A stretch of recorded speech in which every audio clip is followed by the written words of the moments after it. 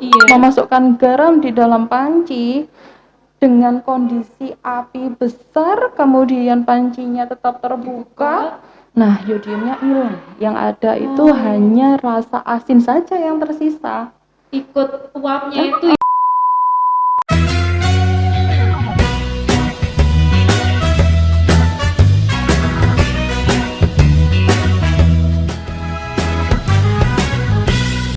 Assalamualaikum warahmatullahi wabarakatuh. Kembali lagi di channel Puskesmas Sambeng dalam segmen AADB. Ada apa dengan Bumil? Bumil cerdas, bayi lahir sehat. Wah, kali ini ketemu lagi nih dengan saya ya Bunda. Jangan bosan-bosan kalau bertemu saya di beberapa episode AADB ini. Karena saya juga nggak akan sendirian, saya juga akan ditemani oleh narasumber-narasumber staf di Puskesmas Sambeng. Jadi nggak usah bosan. Ya. Oke, alhamdulillah kita dalam keadaan sehat walafiat sehingga kita juga bisa bertemu lagi di video kali ini. Dan untuk tema kali ini adalah tema yang paling ditunggu-tunggu oleh ibu-ibu hamil dan saya juga akan ditemani oleh narasumber yang juga ditunggu-tunggu oleh ibu-ibu hamil. Karena beliau ini juga berkecimpung di dunia gizi yang notabene pasti sangat erat kaitannya dengan kondisi selama masa kehamilan gitu. Jadi ibu-ibu yang biasanya kontrol ANC di Puskesmas Sambeng pasti nanti konsultasi gizinya ke beliau nih. Oke, kalau gitu kita sapa aja dulu dengan Bu April. Halo. Assalamualaikum Bu April. Waalaikumsalam warahmatullahi wabarakatuh. Apa kabar Bu April? Alhamdulillah baik, sehat dok. Nah, ini fun fact ya, Bu April ini sibuk-sibuknya karena mengikuti tim vaksin juga. Jadi terima kasih sudah menyempatkan waktunya ini Bu April. Sama-sama. Nah, karena ini sudah merupakan topik yang paling ditunggu-tunggu nih Bu, tentang kesehatan gizi dan Bu April ini adalah ahli gizi di Puskesmas Sambeng. Beliau biasanya ya penyuluhan, yang memberikan konseling di Poligizi.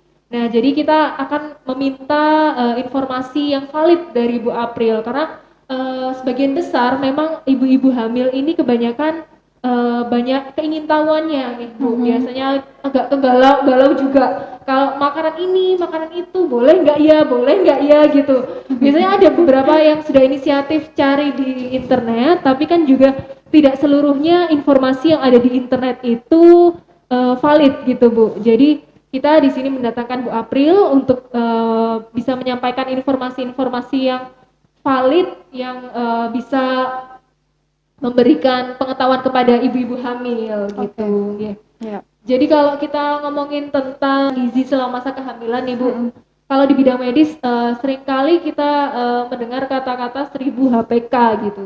Ya. Mungkin bisa dijelaskan apa sih kaitannya dengan kondisi selama masa kehamilan atau seperti apa? Mungkin Bu April bisa menjelaskan karena kan ibu hamil juga agak awam ya dengan kata-kata itu gitu ya. Monggo silakan. Iya, terima kasih Dokter Risa. Jadi memang betul 1000 HPK itu adalah periode emas dok, periode golden period ya, yang dia diawali dari perempuan dinyatakan hamil pertama kali sampai anak itu dilahirkan dan usianya 2 tahun. Itu kalau dihitung tepat sekali tuh 1000 hari pertama kehidupan.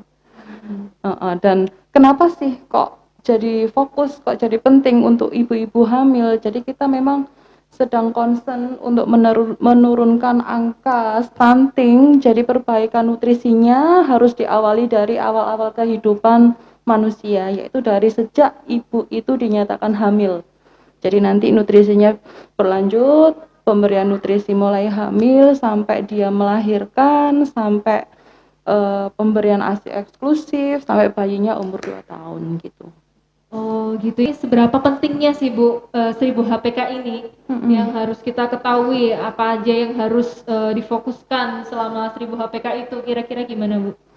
Yang harus difokuskan ya memang itu tadi, jadi sejak awal dia dinyatakan hamil sampai dia melahirkan, nutrisi ibu itu harus terpenuhi. Kalau anak itu nanti nutrisinya tidak terpenuhi saat ibunya hamil, dikhawatirkan nanti lahir dengan berat badan yang kurang, kemudian dia tumbuh juga jadi anak-anak yang stunting, yang gagal tumbuh.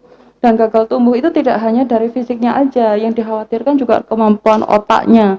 Dan sebagian besar anak-anak stunting itu dia berperawakan pendek. Kita nggak kepingin kan generasi kita jadi pendek itu kan kita nggak kepengen. Jadi mulai sekarang kita concern untuk perbaikan nutrisi di awal kehidupan, yaitu sejak ibu hamil itu dinyatakan positif hamil sampai dia melahirkan dan bayinya sampai umur 2 tahun. Oh gitu. Jadi berarti kalau selama 1000 HPK ini memang harus difokuskan untuk gizinya ya Bu ya? Betul Untuk mencegah terjadinya stunting itu gitu. Oke. Nah kalau untuk kebutuhan selama masa kehamilan, kebutuhan gizi selama masa kehamilan, ini bisa dijelaskan Bu apa saja?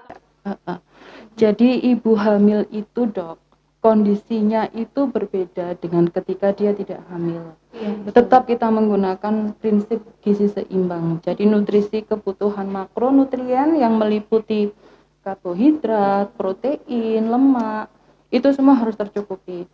Dan kebutuhan mikronutrien itu juga harus terpenuhi. Dan itu bisa didapat dari buah dan sayur. Selama ini kita sering menemui kasus-kasus yang awal-awal hamil, ibunya susah makan, iya, itu males, maem, perasaan nggak enak, mual, bahkan sampai muntah. Dan itu kita sering sekali menemui yang seperti itu, karena memang perempuan hamil itu banyak sekali terjadi perubahan secara hormonal gitu. Nah itu siasatnya, biasanya kita awali dari, kalau yang keluhannya tadi nggak mau makan, nah kita awali dari makan dengan porsi yang kecil, nggak usah terlalu banyak. Porsi kecil tapi sering, berkali-kali, cukup 3 sendok nggak masalah. Bisa jadi dia nanti makannya dalam 1 hari lebih dari 3 kali. Jadi ibu hamil prinsipnya dia tidak harus saklek dok, makan sehari 3 kali gitu, enggak. Bisa jadi dia lebih dari 3 kali, 4-5 kali dengan porsi yang tidak terlalu besar gitu ya, Bu, ya? Iya betul. Dan yang paling penting bukan seberapa banyaknya, mungkin di orang awam ada yang bilang ibu hamil makan harus banyak, lebih dari sebelum dia hamil. Lah wong orang hamil ngelihat makanan aja sudah males, apalagi nanti makan banyak. Nah itu nanti kita harus luruskan juga. Jadi yang paling penting itu adalah kualitasnya, tidak hanya tidak hanya jumlahnya. Jadi kualitasnya kita juga harus perhatikan. Dia ibu hamil harus mendapatkan protein yang cukup, lemak yang cukup, buah, sayur, air itu juga penting. Jadi porsi ibu hamil itu tidak harus besar, secukupnya saja, tetapi kualitasnya harus bagus. Jadi sedikit-sedikit nggak masalah, tapi sering. Kalau kita bicara masalah tentang nutrisi yang terkandung dalam makanan itu Bu, yang paling penting nutrisi apa aja sih Bu untuk ibu hamil? Tidak ada fokus yang paling penting, semuanya penting. Oh semua? Semuanya penting. Jadi unsur-unsur protein hewani, protein nabati, kemudian lemak, vitamin dan mineral itu semua harus tercukupi. Jadi kita tidak bisa memfokuskan asam folatnya harus tinggi, enggak, tapi semuanya harus mencukupi. Asam folat tercukupi, kemudian protein juga harus cukup, terus kemudian lemak juga harus cukup, zat besi juga harus cukup. Jadi semuanya harus seimbang gitu. Kalau seporsi makan untuk ibu hamil nih, yang harus ada dalam porsi makan ibu hamil itu apa sih Bu? Dalam piring ibu hamil, gitu. Dalam piring ibu hamil itu harus ada makanan sumber karbohidratnya, harus ada protein hewaninya, harus ada protein nabatinya, ada sayur dan ada buah. Itu untuk ibu hamil ya. Untuk karbohidratnya kita tidak melulu dengan nasi Bu, kita bisa variasikan. Kalau ada bunda-bunda hamil yang malas sekali makan nasi, bisa kita gantikan dengan roti misalkan. Betul. Bisa dengan mie. Sebenarnya boleh makan mie, tetapi tidak terlalu sering dan tidak terlalu banyak. Boleh. Kalau misalkan kita menggunakan mie, tambahkan juga protein dan serat yang cukup. gitu. Jadi sama seperti kita makan nasi tadi ya, ada sumber karbohidrat dari nasi, mie atau roti, ada juga protein hewaninya dari ikan-ikan. Nah, ikan, mumpung kita bicara dengan ikan. Iya, gimana Bu? Iya, Gimana? saya kemarin ketemu pasien nih dok. Iya. Aduh, ternyata HB-nya ini kurang sekali. Setelah dikali-kali, ya ada budaya Tarak. Apa itu Bu? Jadi budaya yang si ibu hamil itu tidak boleh makan telur tuh dok. Waduh. Tidak boleh makan apalagi ikan lele, itu kepercayaan ya, tidak boleh Iya, makan iya, ikan iya, lele, iya. tidak Betul. boleh makan udang, kemudian tidak boleh makan apalagi kemarin tuh ikan-ikan yang baunya amis, itu nggak boleh. Padahal itu isi proteinnya Oh tinggi iya ya Bu ya? sekali, DHA-nya tinggi, itu bagus sekali untuk tumbuh kembang janinnya, Iya. dan sayang sekali. Dan salah satu penyumbang ibu hamil menjadi anemia juga karena kekurangan protein hewani. Iya. Dia tidak makan, kalau mungkin beli daging kita tidak terlalu sering ya, bisa jadi digantikan dengan protein hewani yang lain, bisa pakai telur. Lah bayangkan kalau sudah makan telur aja nggak boleh, ganti ikan yang lain bingung pakai ikan apa, ya jelas sudah akhirnya HB-nya turun. Saran saya sih memang Tarak itu budaya kearifan lokal. Tetapi apabila memang itu dirasa tidak merugikan dan belum ada bukti yang benar-benar membuktikan bahwa dengan isi ibu hamil makan ini, ternyata lahirnya anaknya kok gini, kan belum ada yang membuktikan seperti itu. Jadi saya rasa bisa kita makan, bisa kita konsumsi selama itu tidak berlebihan, begitu. Jadi sesuai dengan kebutuhan. Budaya Tarak saya rasa itu memang sudah kearifan lokal ya, zaman nenek-nenek moyang dulu. Kita tidak bisa membantah, tetapi kita bisa berlaku dengan santun, tetap itu dimakan, tetapi tidak perlu membantah, begitu. Itu yang selalu saya sampaikan ke bunda-bunda yang konsul, yang dia ada. Ternyata unik juga ya. Oh iya, banyak sekali dok. Iya. Nah itu tadi kalau Protein hewani. protein, kemudian yang lainnya. Kemudian protein nabati juga harus tercukupi. Kacang-kacangan itu zat besinya juga tinggi. Kacang-kacangan, kacang hijau, kacang tanah, kacang kedelai ataupun olahannya bisa berupa tahu atau tempe, itu juga harus ada di di piring ibu hamil. Kemudian setelah itu tercukupi, nasi, ikan, tahu atau tempe, sayur. Nah, sayur. Seratnya tinggi itu. Paling tidak itu sayur-sayur yang berwarna hijau ya.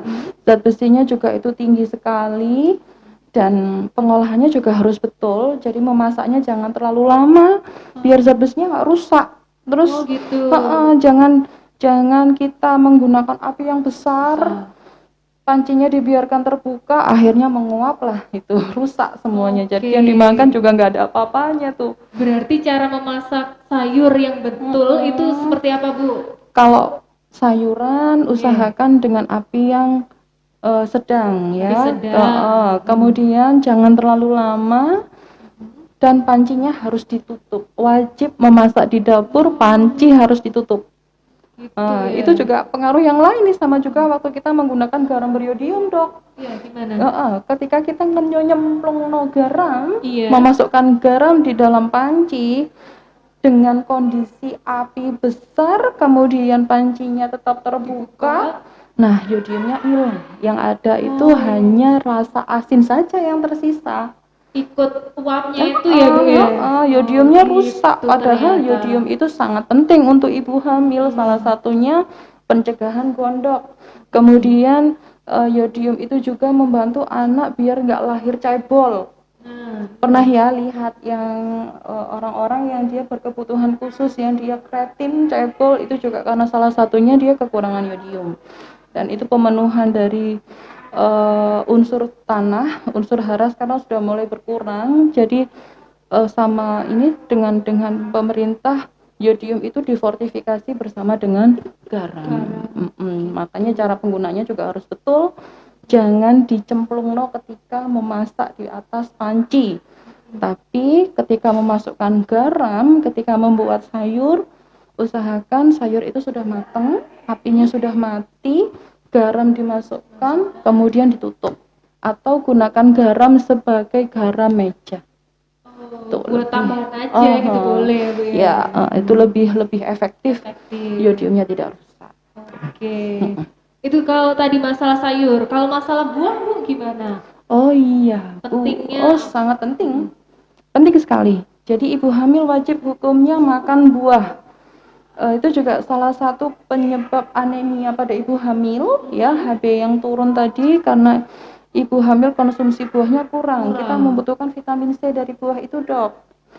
Jadi setelah kita makan sebaiknya memang diimbangi dengan buah, dengan vitamin C agar zat besi yang dimakan oleh ibu hamil tadi dari sayur dan ikan itu cepat diserap oleh tubuh, dibantu oleh vit C. Jadi vit C itu fungsinya sebagai pendorong biar cepat diserap oleh tubuh. Ya. Dan buah itu sendiri juga banyak mengandung serat, ya. Ibu hamil yang biasanya masuk di kehamilan trimester ketiga itu biasanya sudah mulai susah buang air besar, Dok. Nah, ya disinilah tugas buah membantu agar ibu hamil tadi mudah buang air besar dan airnya juga lebih banyak kan dari buah itu lebih seger. Ya, itu penting sekali. penting ya. Nah kalau tadi masalah makanannya nih Bu, pelengkapnya biasanya kan ibu hamil itu konsumsi susu khusus untuk kehamilan. Iya, Ini betul. apakah juga penting? Terus konsumsinya kira-kira batasannya sehari berapa kali gitu ya Bu ya? Bisa dijelaskan mungkin Bu? Susu ini sebagai pendamping, Dok. Jadi dia fungsinya bukan sebagai yang utama. Kalau apa yang dimakan ibu tadi sudah cukup, kebutuhan nutrisinya sudah cukup, memenuhi semua, saya rasa susu tidak sebagai yang satu-satunya yang diutamakan. Tetapi kalau memang nutrisi ibu tadi kurang, bolehlah ya kita tambahkan susu. Untuk ibu hamil ya, bukan susu yang lain ya. Biasanya Khusus gitu ya, khusus untuk ibu hamil. Jadi bisa dikonsumsi sehari 2 kali maksimal, pagi sama malam boleh. Tetapi catatan untuk minum susu tidak boleh bersamaan dengan makan.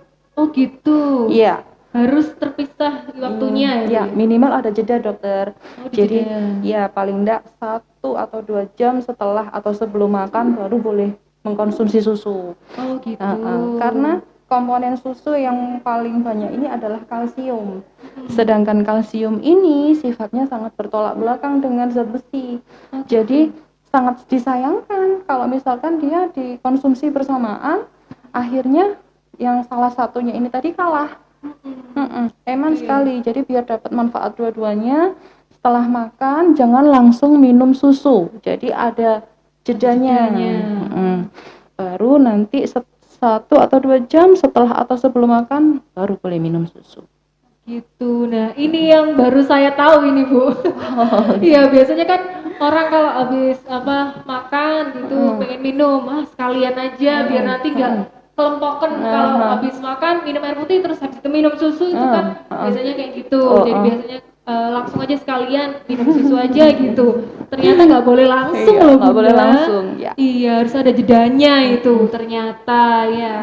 Oke, itu tadi tentang kebutuhan nutrisi. Ada lagi Bu, barangkali tambahan gitu? Iya, tambahan untuk ibu hamil adalah konsumsi suplemen. Biasanya kami dari program gizi itu selalu mencantumkan pemberian tablet tambah darah 90 tablet selama dia hamil.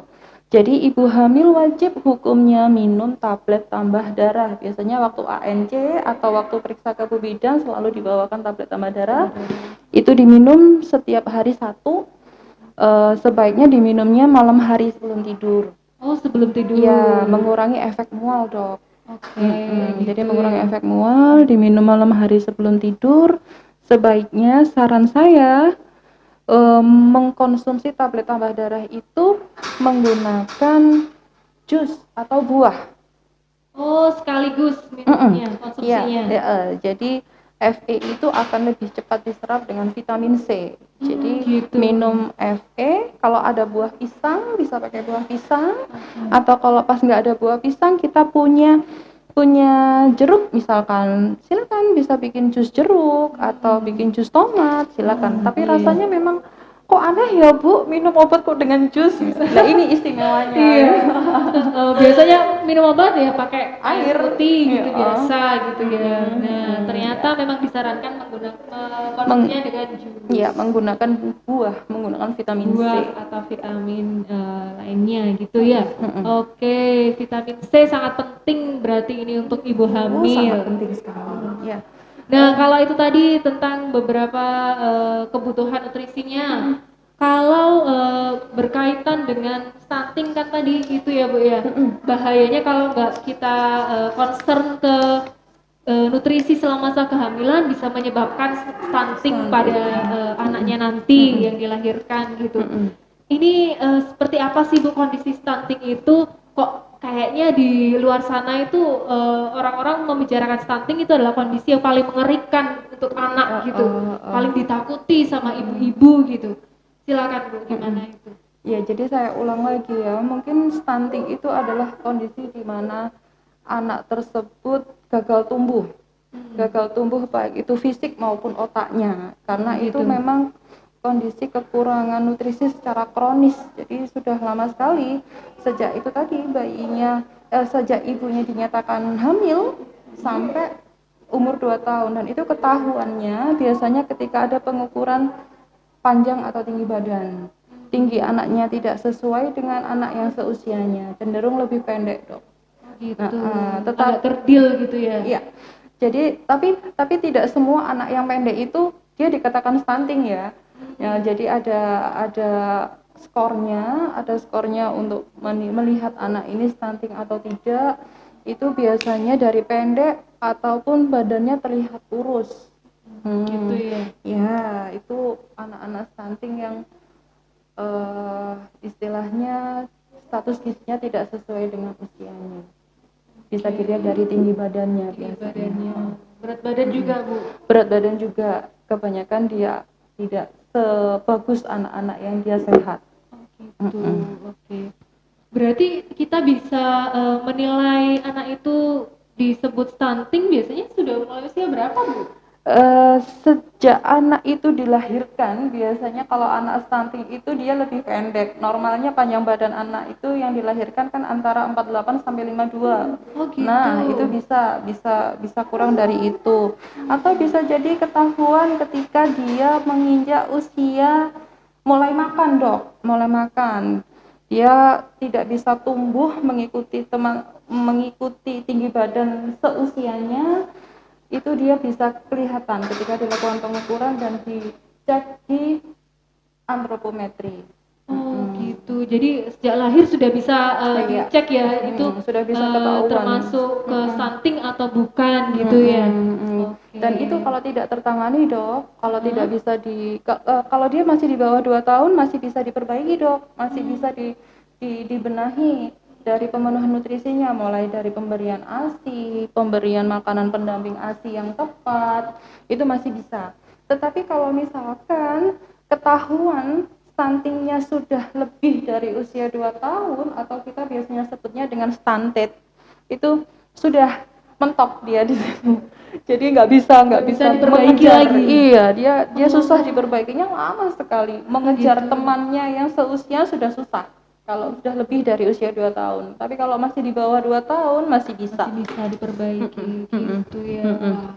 Ini juga agak menakutkan ya Bu ya. Iya. Kalau sudah usia 2 tahun terus agak sulit untuk diperbaiki. Iya, dampaknya soalnya juga ini, Dok, di dampak yang jangka pendeknya biasanya anak-anak stunting ini IQ-nya tidak seperti yang normalnya gitu. Berarti di kemudian bawah normal gitu ya Bu ya. terus dia juga gampang sekali sakit gitu. Jadi daya tahan tubuhnya memang kurang. Lalu kalau cara pencegahannya agar tidak terjadi stunting itu seperti apa Bu? Iya, cara pencegahannya Kembali lagi, berulang-ulang saya bilang dari awal, pencegahannya itu memang perbaikan nutrisi sejak ibu itu dinyatakan hamil. Atau kalau kita mau berbicara lebih jauh lagi, sejak ibu itu dia persiapan mau menikah, Dok. Itu biasanya kita waktu TT, kita selalu konseling dengan pengukuran lingkar lengan atas. Nah, itu kita konseling di situ sebelum dia dinyatakan hamil. Jadi saat ibunya tadi hamil, dia sudah dapat bekal, perbaikan nutrisinya harus cukup. Kemudian saat ibu hamil nutrisinya sudah bagus, ketika melahirkan harus dilakukan IMD. IMD itu inisiasi menyusu dini. Jadi ketika bayinya itu keluar, dia ditempelkan di perut ibu, kemudian mencari-cari di mana itu payudara dan di mana itu puting. Jadi bayinya itu bisa mencari puting itu sendiri dan bisa menyusu dengan sendirinya. Makanya tadi kenapa namanya IMD, inisiasi menyusu dini itu. Kemudian IMD kalau sudah berhasil, kita bisa motivasi lagi untuk pemberian ASI eksklusif. Pemberian ASI saja tanpa makanan tambahan apapun sampai usia 6 bulan. Ya, hanya ASI saja tanpa tambahan apapun. Selama 6 bulan itu? Ya, selama 6 bulan. Termasuk mungkin ada budaya-budaya yang dikasih kopi, dikasih degan, itu sudah bukan eksklusif lagi ya. Jadi betul-betul hanya ASI saja sampai usia 6 bulan. Ketika masuk usia 6 bulan, dia diberikan makanan pendamping ASI yang tepat. Makanan pendamping ASI yang tepat sesuai dengan usianya. Tahapan usianya makanan pendamping itu ada. Jadi usia 6 sampai 9 bulan dia diberikan makanan dalam bentuk lumat. Kemudian 9 sampai 12 bulan kita berikan makanan lunak. 12 bulan ke atas sudah makanan biasa mengikuti makanan keluarga. Itu jadi betul-betul dari makanan olahan yang dibuat dari rumah. Kemudian ASINya yang tadi 6 bulan diteruskan sampai usia 2 tahun. Oke, gitu. Wah, itu tadi cara pencegahannya. Nah, saya juga mau nanya nih Bu, karena kan ibu-ibu hamil itu juga galau kalau info-info biasanya dari orang tua atau dari teman gitu mengikuti tradisi. Kira-kira ada nggak Bu yang tradisi atau mitos yang paling sering dipercayai oleh ibu-ibu hamil yang sebenarnya itu tuh mitos, itu tuh salah gitu. Gimana Bu? Ada nggak?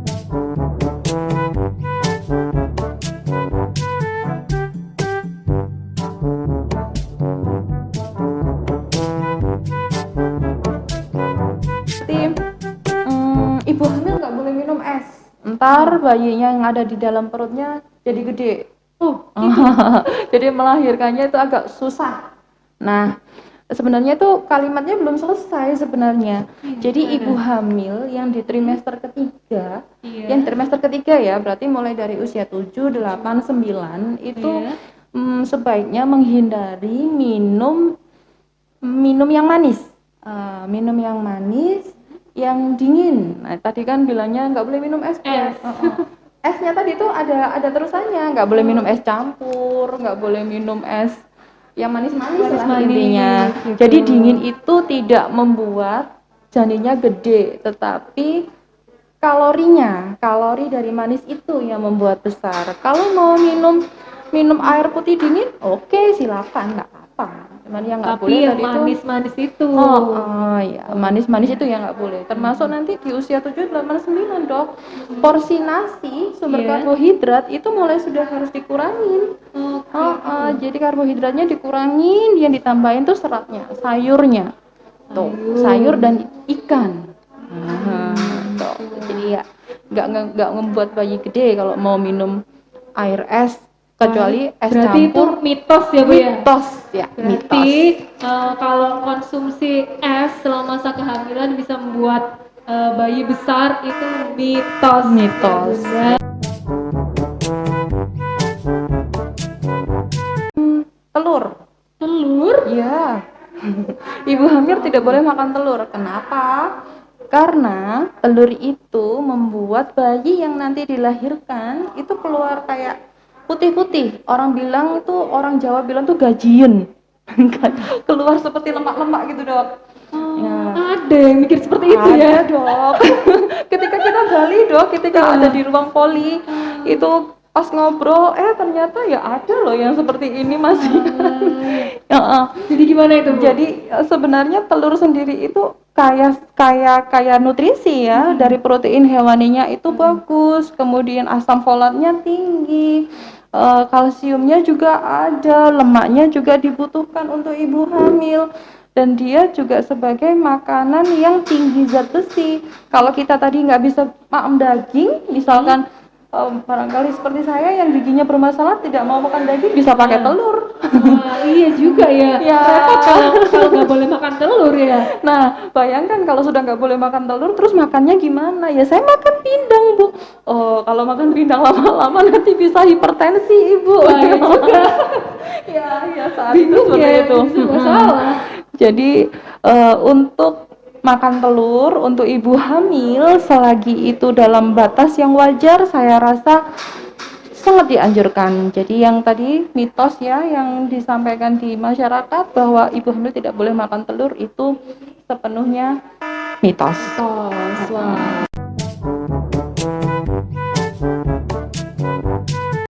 Ada tuh masyarakat yang dia percaya khawatir nanti anaknya waktu lahir jadi pating pecitat, Dok. Apa sih bahasa Indonesianya pating pecitat itu? Apa ya, Bu? Hiperaktif. Iya, Hiperaktif. tingkahnya banyak. Banyak tingkah. Padahal kalau anak bayi yang dia aktif itu justru menunjukkan dia tuh sehat. Iya nggak sih? Iya, betul sekali.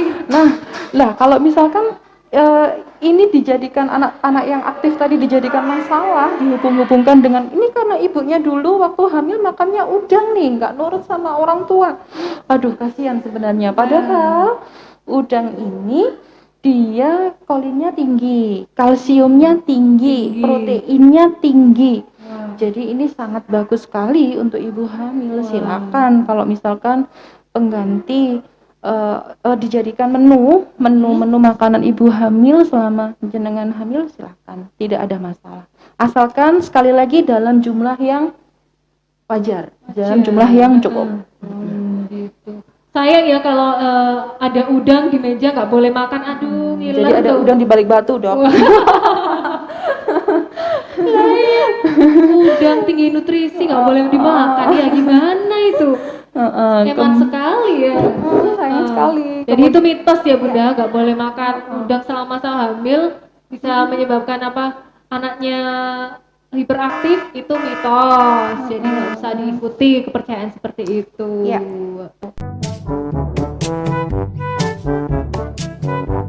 Buah nanas sebetulnya itu karena memang dikarenakan nanas alkoholnya itu tinggi.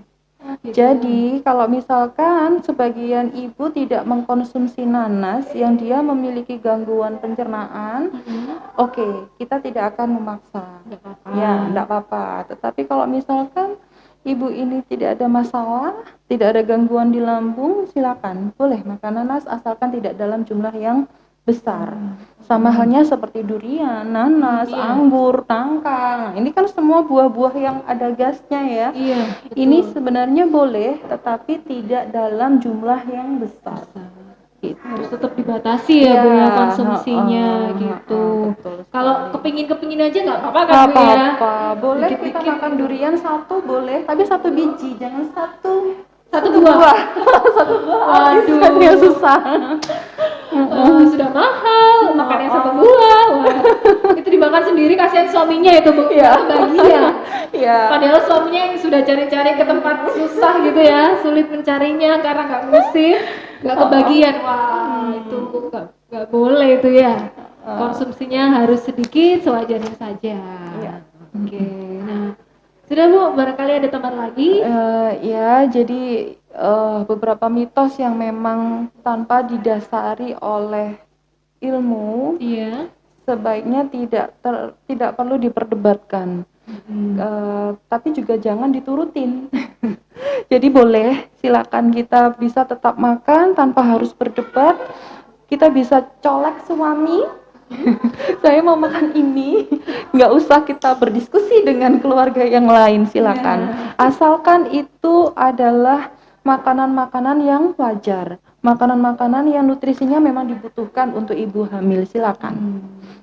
Yang tidak boleh memang ada beberapa sih yang nggak boleh, yang seperti soft drink itu tidak dianjurkan untuk ibu hamil. Gitu ya. Soft drink, kemudian kafein, minuman-minuman yang berkafein, Kopi gitu ya, Bu, kopi, teh itu juga tidak terlalu dianjurkan untuk ibu Oh, hamil. gitu. Kemudian makanan fast food, seperti ya ayam goreng yang fast food, yang junk food, itu jangan. Itu nggak boleh. Ya, karena ibu hamil tidak dianjurkan mengkonsumsi makanan yang tinggi natrium. Gitu. Dikhawatirkan akan terjadi penumpukan garam, jadi dikhawatirkan akan terjadi bengkak dan tekanan darahnya bisa naik. Jadi makan makanan yang junk food yang harus dihindari. Oke, itu tadi ya. Nah, ini terakhir nih Bu, kita udah di ujung video nih. Pesan untuk ibu hamil, terutama ibu hamil di Puskesmas Sambeng, silakan. Iya, bunda-bunda yang cantik. Jadi pesan saya ketika jenengan semua dinyatakan hamil, yang pertama adalah jangan sampai tidak melakukan pemeriksaan ke tenaga kesehatan atau setidaknya kunjungi bidan terdekat, kemudian lakukan ANC di puskesmas. Untuk pemberian nutrisinya, ibu hamil diharapkan tetap mengkonsumsi makanan seimbang yang di dalamnya meliputi makanan yang tinggi karbohidrat, protein hewani dan nabati, sayur dan buah. Itu harus wajib hukumnya untuk ibu hamil. Yang terakhir adalah jangan lupa bunda-bunda mengkonsumsi suplemen tablet tambah darah, terutama tetap dikonsumsi selama 90 tablet selama kehamilan. Ya, itu. Wah, itu tadi pesan dari Ibu April, juga sebagai penutup video kita kali ini. Terima kasih untuk Bu April sudah menyempatkan waktunya.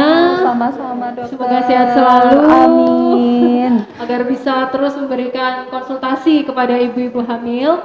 Dan saya ingatkan juga ibu hamil di Puskesmas Sambeng kalau kita punya satu program yaitu konsultasi online melalui WhatsApp, dan saya harap nanti Bunda ibu hamil di Puskesmas Sambeng bisa menggunakan kesempatan itu untuk berkonsultasi langsung secara online dengan staf di Puskesmas Sambeng.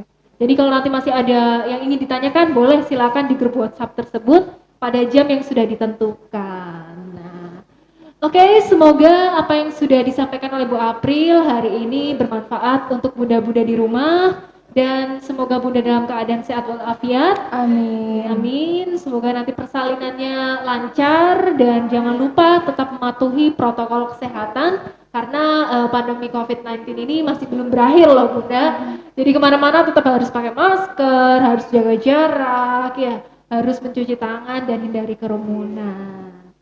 Oke, sekian dari kami. Apabila ada salah, kami minta maaf. Wassalamualaikum warahmatullahi wabarakatuh. Sampai jumpa.